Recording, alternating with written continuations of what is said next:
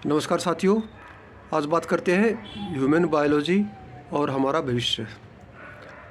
जब हमारी प्रकृति बिगड़ जाती है तो विकृति पैदा होती है, हम विकृत बन जाते हैं। इसको मैं संक्षेप में ऐसे बताता हूँ। हमारी इस ब्रेन के विभिन्न पार्ट हैं जो हमारे संपूर्ण शरीर को कंट्रोल करता है।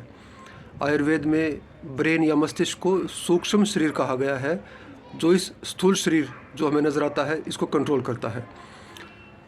हम छोटे छोटे बच्चों को मोबाइल देते हैं।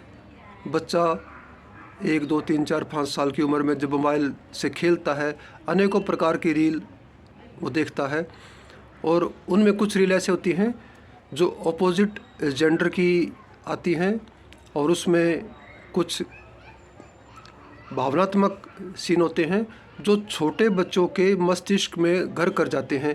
इसी बात से जुड़ी हुई है हमारी ये आज की वार्तालाप।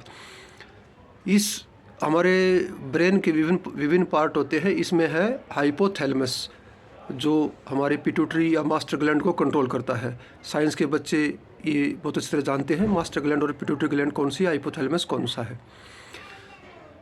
हमारे छोटे बच्चे जब रील देखकर ब्रेन में भावनात्मक चेंजेस आते हैं, वह चेंजेस प्यूबर्टी के बाद आने होते हैं और प्यूबर्टी से पहले जब वे चेंज आते हैं तो हमारा मस्तिष्क प्राकृत न रह जाकर विकृत हो जाता है।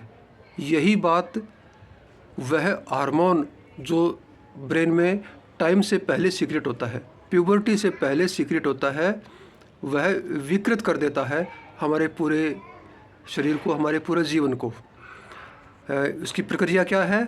हाइपोथैलेमस में एक किस पेप्टाइन नाम का एक हार्मोन बनता है जो पिट्यूटरी को एक्साइट करता है, उत्तेजित करता है, उत्प्रेरक के रूप में काम करता है कि वह गोनेडोट्रोफिन हार्मोन बनाए, अर्थात रिप्रोडक्टिव सिस्टम से जुड़े हुए हार्मोन बनाए।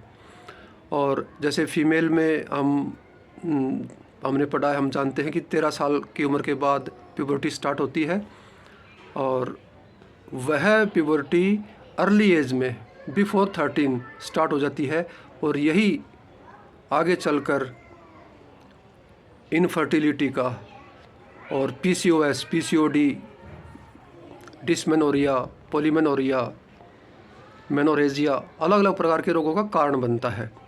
जो हमारी प्रकृति होनी चाहिए थी वह विकृति बन जाती है।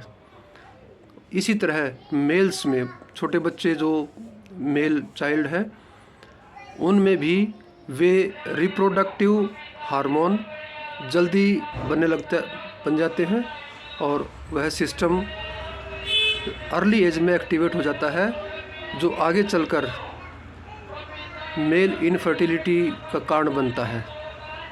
तो मोबाइल के जहाँ फ़ायदे हैं वहाँ नुकसान भी बहुत हैं। छोटे बच्चों को सोच समझकर मोबाइल दें। जय हिंद।